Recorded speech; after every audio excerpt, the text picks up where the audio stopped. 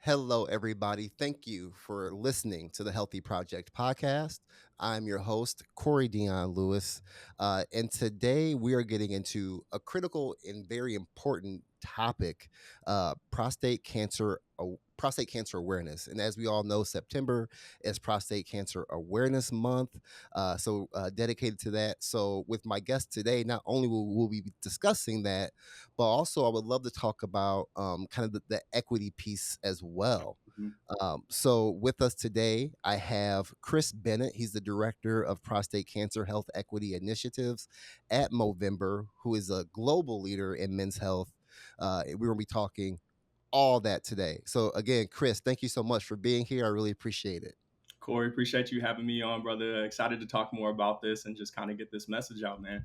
Yeah. So before we get into the conversation, can you tell the people a little bit more about yourself and what gets you up in the morning? Yeah, absolutely. Absolutely. So, a little bit about me, my background.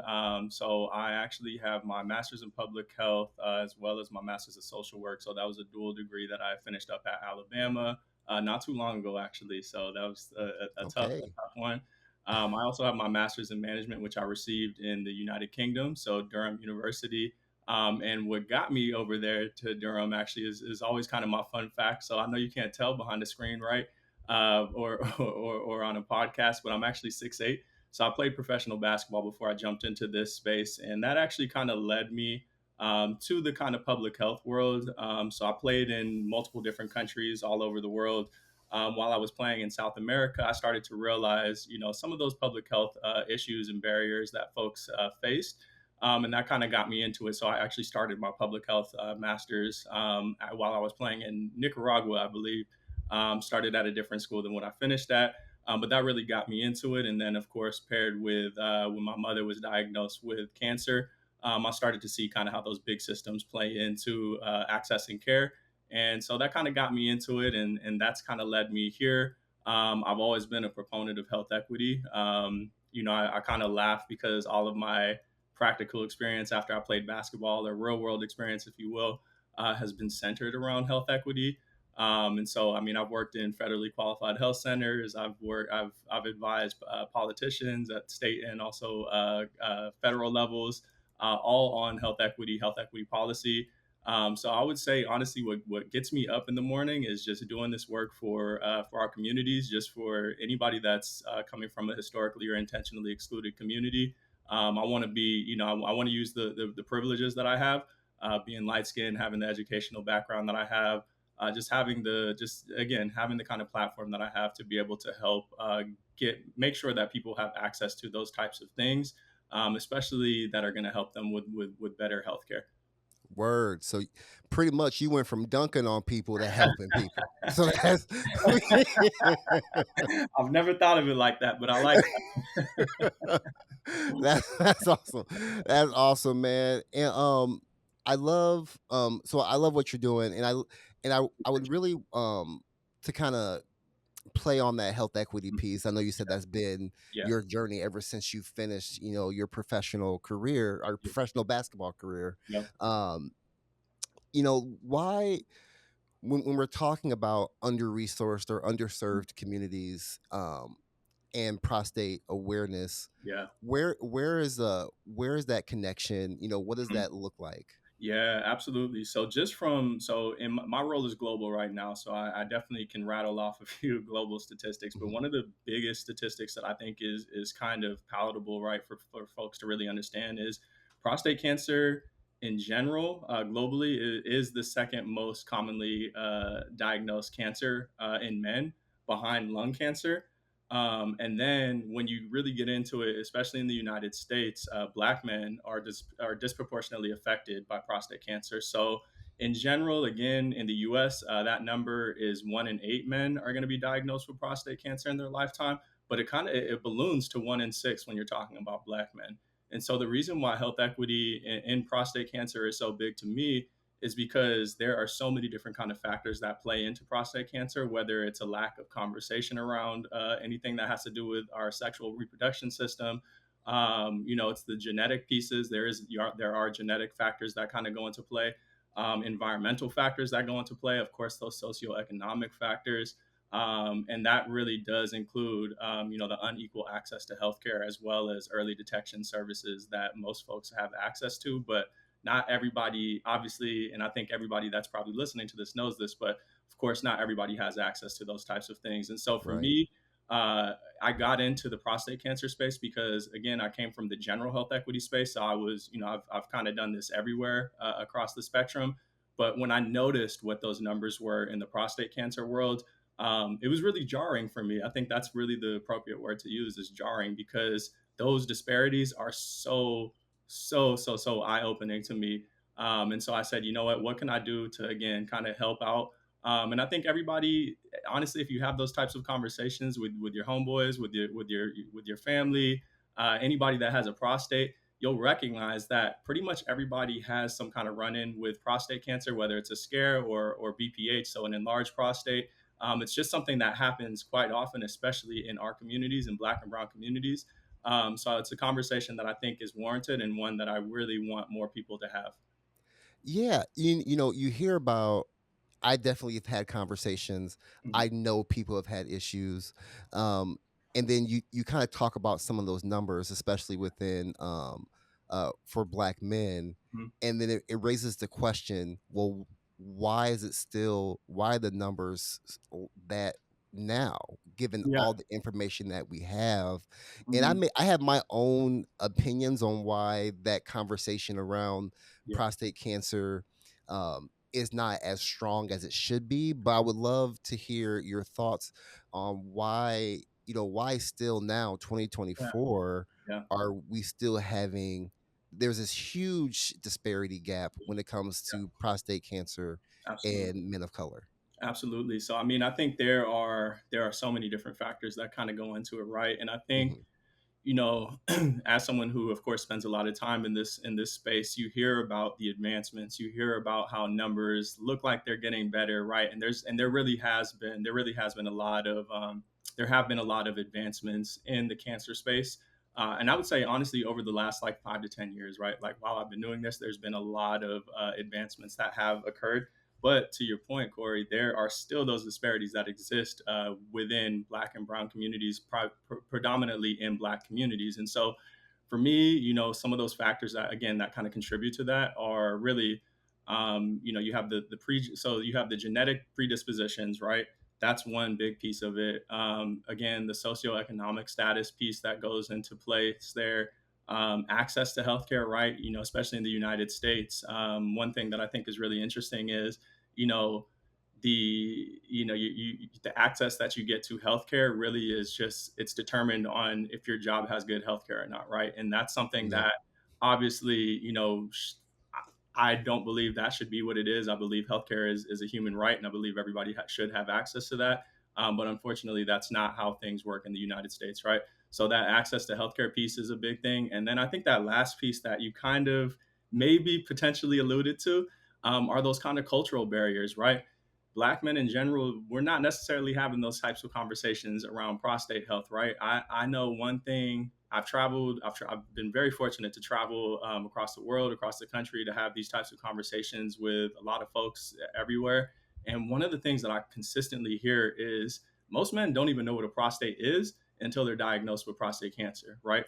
And that, to That's me, is real. an issue. And so I think that's why, we talk about Prostate Cancer Awareness Month. Well, we don't really talk about it. I hope we talk more about it. But, you mentioned the awareness piece at the beginning of this conversation. And I think that is a big piece to what we should be kind of having that conversation and starting that conversation. That should be probably a top five conversation starting point, right? Is, what is a prostate? Why is it important, especially in Black and Brown communities? Why should we start having these types of conversations earlier, to kind of normalize and socialize these types of things? Yeah, you'd be surprised how many conversations I have at my office, Chris, explaining to men the difference between a colonoscopy and a prostate exam Yeah, yeah, because yeah. they think it's the same thing. Dang, right. Yeah, yeah, you yeah. know, I can't tell you the amount of times. There's actually a really great documentary that's out there, and you can access it on Tubi. It's also on Amazon Prime. It's called The Silent Killer by Londi Maduro. a really great film, and it's a little bit older now, but there's a one part that's really interesting, and it's pretty much this guy that's just going around streets of LA, so in my backyard, just kind of walking down the streets, asking people, "Do you know where your prostate is?" And the amount of folks that don't know where their prostate is, that don't know what a prostate is, where it's located, I don't know, like as somebody that spends a lot of time in this space, of course, I recognize my privileges of understanding these types of things. Right. But I do really want this conversation to be more normalized, right? And I grew up with all women, so for me, I've always been somebody that does like to talk about health, right? Women are obviously much more socialized, and it's much more common for women to kind of talk about these types of things from an earlier age, and so I'm really hoping that's a conversation that we can start to have with our younger men at an earlier age. Not to scare people, but just to have them just kind of up on game a little bit more. Yeah, 100%, Yeah.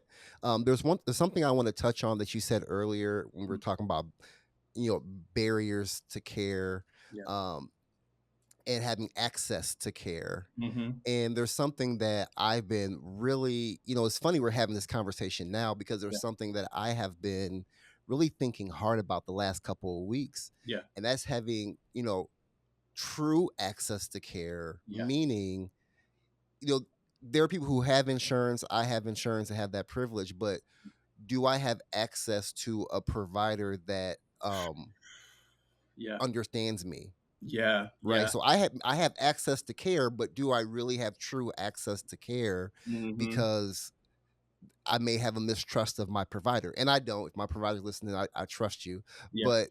but not everybody's me. It has that Yeah. Yeah. experience. Yeah. So when we're thinking about those men out there that may have access to care, Yeah. what are some of your thoughts or ideas about getting comfortable with a provider, or what does Yeah. that look like? Yeah, I always tell people, and I'm so glad that you brought this up, because I think this is such this flies under the radar a lot of the time, right? Is what does trust actually look like, especially in Yeah. the healthcare space? And I think I mean, we all know about it, right? We could talk about this Tuskegee experiment. We can talk about Henrietta Lacks. There is such a deeply ingrained distrust of the medical system, and rightfully so, right? And so I think as medical professionals, and this is something that, again, I see this as a privilege that I have right now, being in the space and really, being able to help folks. I'm grateful for this opportunity, because I think this is the opportunity for us, as the kind of medical professionals, to extend the olive branch to the folks and into those communities that have, again, been historically and intentionally excluded from these types of conversations. For us as those medical professionals to say, hey, this is something that we've done wrong. Extend that olive branch, admit that we've done these types of things wrong to communities, and then try to really build that trust. And I think this is something that really does need to start at an earlier. It needs to start much earlier, right? I know I have my MPH, so I really do think of things from a preventative standpoint. But I think as providers too, right? Like, a lot of providers have a hard time understanding that trust is a big piece of kind of engaging the folks that are seeing them, right? So what does being a trustworthy partner kind of look like? I mean, that means showing up as competent, reliable, and honest, right? So if you can have those three types of characteristics as a provider, I'm really hoping that providers listen to these types of things and then say, hey, what can I do to really engage the folks that don't look like me, that don't come from the same types of communities? I mean, I've been at federally qualified health centers that are kind of working with populations that are really, really, really tough to work with because of all those kind of barriers that they're facing, right? And I'll just give you an example. One time I was working with a provider who was talking about a patient who was homeless, right? And so Right. this provider kept saying, like, I can't get this person to show up for a sleep study. Like, I can't get them to do their sleep study.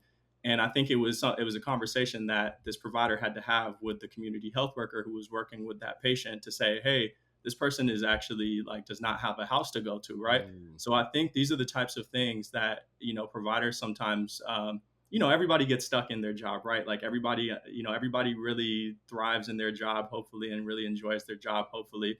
And sometimes it's hard to look outside of what you're doing. And so I would definitely challenge providers, healthcare administrators, to really look outside of just the systems in which they're looking at things, that lens in which they're looking at things, and really try to take a more holistic approach, because I think, those are the types of things that do kind of go on outside of this. And to your point of, being able to trust people, you're going to have to build up that trust. And a lot of times the populations that we're trying to work with do have a lot of things that are going on outside of just, that 15-minute, 20-minute appointment that they're going to. So, I think there's a lot of things from I don't like I don't like the term culturally competent, because I think it kind of feels, Hmm.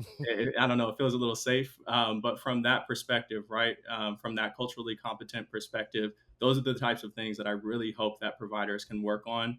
And again, health administrators and health systems in general, to make populations feel more comfortable and also make them feel like they are being engaged in those types of conversations, right?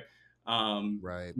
I think we try to have these types of conversations where, again, as healthcare leaders, we're trying to propose these solutions without actually involving people that are from the communities in those conversations. And so when we're talking about like, hey, we really want to hear your voice, like how much do we really want to hear those voices, right? And so that's going to be that kind of readiness piece that I think is we have to take into account. Yeah. Well, and all of that, and the customer is changing. Yeah, Like in absolutely. before, you have a patient. Like there was a generation where a doctor can tell a patient anything, and they will just Mhm. do Yeah, it. just believe it, right? Yeah, But yeah, now, these cats these days, including we have questions we want to ask. yeah, We have, and if you can't answer those questions in a genuine way or yeah. whatever, like that will break that trust for some people. Absolutely, absolutely. I think it's that is so accurate, and I think that is something that I tell people all the time. One of the biggest things that I would tell folks was if someone was diagnosed with prostate cancer, or you took your PSA test and then you got numbers back and they were elevated, I would always say, hey, go get a second opinion, right? I think oftentimes people forget that that providers or doctors are they're low key working for us, right? So Yeah. we should feel empowered, and I think this is something that I want to be more involved in, and why I got into this space, because I want people to feel empowered enough to do those types of things, right? If you don't feel comfortable with your provider, and I mean, I hope people listen to this, right? If you don't feel empowered or listened to or respected or valued by your provider, there could potentially be somebody else out there that's better for you, right? Like I understand that there's going to be barriers. Sometimes you might live in a rural area where there might only really be one provider. But I would definitely say there are resources out there for folks to be able to access those types of things. American Cancer Society is a really great one. Zero prostate cancer in the United States are really another really good one. Movember is Mm-hmm. another really good resource. Fen, there's so many great resources out there. So if there are those types of things that kind of come up and you don't necessarily feel heard or respected by your provider, I always tell people, hey, you have the ability to find somebody else, and you don't have to do it alone, right? Like that's the piece that I really want people to hear and understand. No, that's real. That's real. I would love to talk to you about age.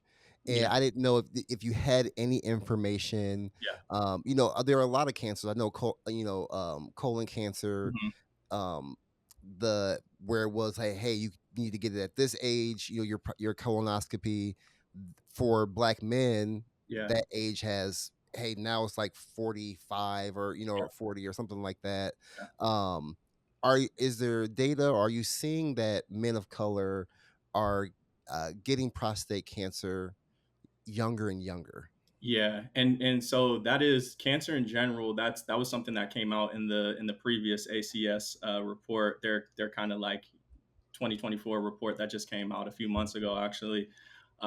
Cancer diagnosis age is decreasing. So we're seeing younger people being diagnosed with cancer, and I think that's for a whole host of reasons. I'm not a provider. Right. But I definitely feel like if you were to read the report, you would get a pretty good sense as to why. But yeah, with especially with Black men, right? You see that age being significantly younger than potentially their white counterparts. And so I know there's a lot of research, a lot of data right now that's actually suggesting, and I tell people all the time too, I feel comfortable saying this, uh, if you are a Black man or of African descent or Caribbean descent, we want you to get that PSA test, which is a simple blood draw, by the way. We want you to get that a little bit earlier. We also want to make sure that if you have a history of prostate cancer, that you're getting that test done earlier. We also want to make sure, again, even if you're a veteran, again, get that test done a little bit earlier. And then I think one of the pieces that doesn't necessarily get a ton of it's not highlighted a ton, but it is something that there's a lot of studies being done on, is the BRCA gene mutation. So from my personal family history, right, my mother had breast cancer, and so for me, I want to go get my PSA test as soon as I turn 40. I want to go get my PSA test done, because I want to make sure that I'm not at higher risk, because there is a correlation between breast cancer as well as prostate cancer. I want to say ovarian cancer is in there as well. And unfortunately, if someone does have breast cancer, ovarian cancer, there could be a more aggressive form of prostate cancer that you could be diagnosed with. So we want to make sure that folks are getting tested earlier, so that PSA test, super easy, simple blood draw. There's you definitely you can check, again, you can check on resources on kind of advocacy groups. Zeroprostatecancer.org does a really great job of that, where you can actually go get you can check out where there are free testings being done. I know if you're in the New York area, Mount Sinai does. They actually have a mobile unit that goes around, and you can go do that. UCSD here in San Diego, where I'm located, they do a really good job of making sure that folks can get tested as well. So there is a whole host of free access to PSA tests, and then they will make sure that you're connected to people that can then take care of you if something does pop up. So yeah, so again, from the age piece, like folks are being diagnosed a bit earlier, especially if you are if you kind of have those if you have that kind of background, if you're a black man, have a family history of the disease, or are a veteran, those types of things. We want to make sure that people are being tested earlier, because unfortunately, what happens is the U.S. Preventative Task Force actually says around 50. 40 to 50 is a 10-year gap, right? So you could potentially go from being diagnosed at stage one to stage four. And I've seen that happen quite a bit, to be honest with you, Mm-hmm. where I've seen men that just were like, oh, you know, like very active. I'll just use a quick example. Really active cat, played basketball, dude that I knew, really never talked about like cancer, was never really unhealthy, always kind of active. Unfortunately, I think he was 45, 44 actually, and then was diagnosed with stage 4 prostate cancer, and it had metastasized. So these are the types of things that like do happen, unfortunately. I mean, I could give you a whole list of cats that are diagnosed with late stage prostate cancer. So definitely one thing is to just kind of stay on top of it, understand what your numbers are, what your PSA numbers are. Just like everything else, right? Like you want to take care of your body. I'm an ex-athlete. I always said, you know what? It's just good to keep that maintenance going, right? And it's better to know, because your quality of life is going to be significantly better if you do catch it earlier. Yeah, and I'm catching it earlier, and that brings up my next thought and question is understanding maybe some of the symptoms. Yeah, One thing that uh, I realize is that there are men out there that don't know what to look for, or maybe they've had symptoms, yeah, um, and just thought it was just natural or yeah, normal. yeah, yeah. Um, your thoughts on that, and also where people can find resources, and Mhm. what experience did you have with that? Yeah, absolutely. So prostate cancer is one of those. It's one of those weird ones, right? It's actually called the silent killer, because there really aren't a lot of symptoms with prostate cancer, which is why I always tell people, again, just kind of stay on top of it. You want to make sure that you're getting those tests. You want to make sure that you're staying engaged and actually seeing a provider. I think this is kind of the plight of being a black man, right? Is we think that we're superheroes until we're not, right? Mhm.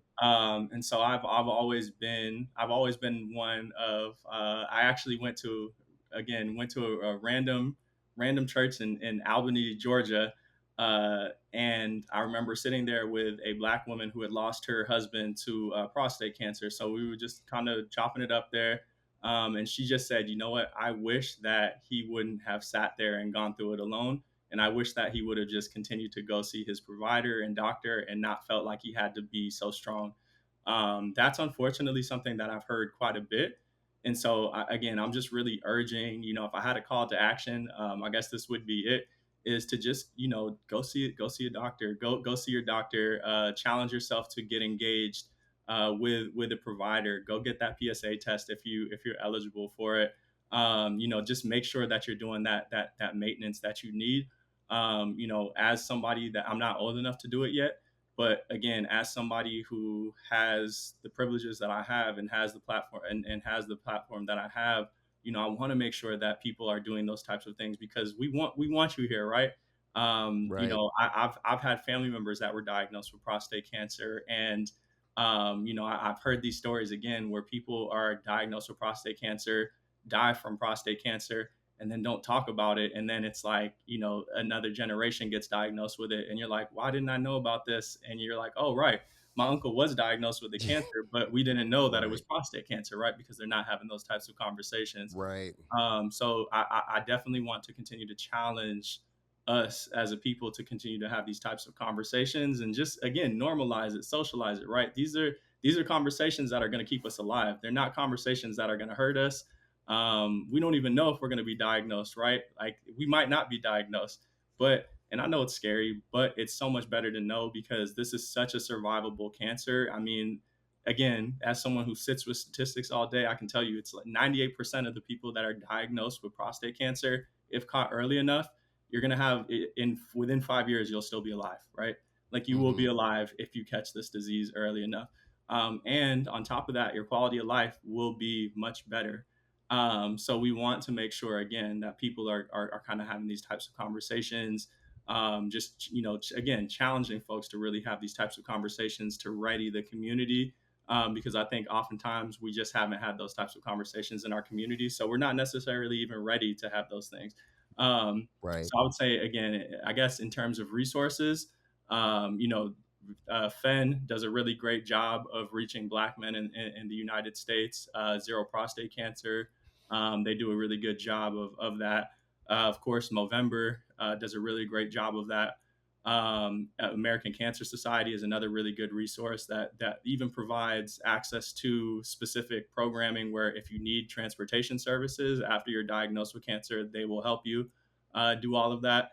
They also help on that advocacy side too, right? Because I think I'm definitely somebody. My dad is linked in with the Black Panthers, so I'm somebody who loves protests, right? Mm. But I also understand the policy side, of course, coming from it. Right. So I always say you need that policy and protest to really make things happen. And so American Cancer Society does a really great job of advocacy. And again, you can kind of link in with your local senators to kind of have those types of conversations. Go visit them, drop in, ask about the PSA for Him Act, see what they're doing about that. The PSA for Him Act actually is a specific policy piece that is working to really help reduce some of those barriers to PSA tests. So, somebody in the rural kind of black belt, right in the South, might be having to go get a PSA test, and it might cost $40. For me, I'm very fortunate, right? I live on the coast. I am very fortunate to have a job where I'm like $40 isn't, it's a lot of money, but it's not a lot of money, right? I'm not going to Hmm. miss a bill. I'm not going to miss childcare. I can, I can take a day off from work to go do that. For somebody who might not necessarily have those same resources, you're missing out on, now you're having to pay $40 and you're Right. missing out on work. And this is the difference between, going to the grocery store or paying for your child's, whatever it is. So we want to make sure that we're eliminating some of those barriers. So that PSA for Him Act actually does help eliminate those barriers. So then it's a free PSA test, and that's across the board. That's federally.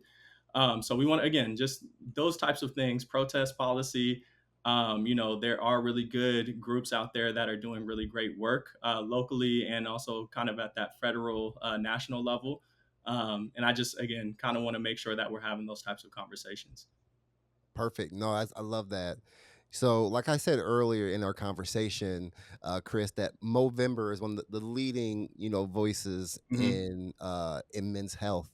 Talk to us a little bit about some of the initiatives and things that you guys are working on. Yeah, absolutely. So there's one initiative that I'm a little biased because I oversee it, right? But it's our it's our prostate cancer health equity initiative, and so I love this because one thing that I constantly say is you have to give the folks, you have to give the folks closest to the pain the power. And so this specific initiative is doing just that. We're working with partners just nationally, and all those groups are specifically focused on different kinds of barriers or different kind of populations across the United States, and they're working with community-based partners to then say, hey, what are those types of things that are going on? How do we help you get how do we help you actually kind of achieve those goals that you want to achieve, and also help reduce those barriers to prostate cancer. So I can't give away too much because we're in the contract phase right now of getting all those contracts signed. But the biggest thing that I love about it is we're breaking down those silos where now we're having organizations that are working with community partners. We're having big institutions working with community partners. We're having community partners actually coming to the table now, right? They're building their own tables and then they're bringing it to these institutions who do have a lot of pull in these places. So then we can really see sustainable change. So I'm really excited about this specific project just because, again, it's giving people the power that need it, right? It's leveraging the bigger organizations like the Movembers or the bigger academic institutions to leverage their powers and really work on that power sharing dynamic, to make sure that folks that are experiencing that pain, that are experiencing those barriers and those challenges, that they have a voice at the table to say, hey, this is what we need, versus these bigger institutions or bigger organizations or foundations just kind of coming in, dropping money, and then once that dries up, leaving, Right. right? And so I think that's one thing that I'm really excited about with this specific project. And I'm really grateful that Movember did a lot of this work even before I came in, to be intentional about these types of things, right? It's not, they're not just checking boxes off. They're genuinely trying to figure out what it is, that these communities actually need. So I'm grateful to be a part of this project. I'm grateful to be overseeing it. It'll be rolling out in the next couple of months, so I'm really excited to see what that looks like. And yeah, just in terms of a future oriented piece, I think it's going to be something that we'll get a lot of really great learnings from, and hopefully we'll be able to continue that work moving forward. Man, that's so dope. That's so dope. Well, hey, Kris, thank you so much for being on the podcast with me today. Appreciate For those listening or watching, um, if they want to learn more about you, learn more about Movember or whatever, where can they find you? Yeah, Movember.com for Movember information. I'm on Instagram as well, that kid juice. And then I'm also on LinkedIn, and just Kris Bennett. You'll find me on LinkedIn, Kris Bennett, and then you can just look up my master's in management and all that other good stuff, and I'll be there. But yeah, please, if there's any questions, if you find me on LinkedIn, Instagram, whatever, please feel free to ask. And again, let's just continue to have these types of conversations. Corey, I appreciate you putting on this type of platform to be able to share these types of messages. It's great to see folks that look like us doing these types of things. And again, just really, really happy to be here, and grateful for you to be able to share this message. Yeah, man, I appreciate it. I appreciate it. Well, again, Kris, thank you so much. And everybody, thank you for listening to the Healthy Project podcast. I'll let you next time.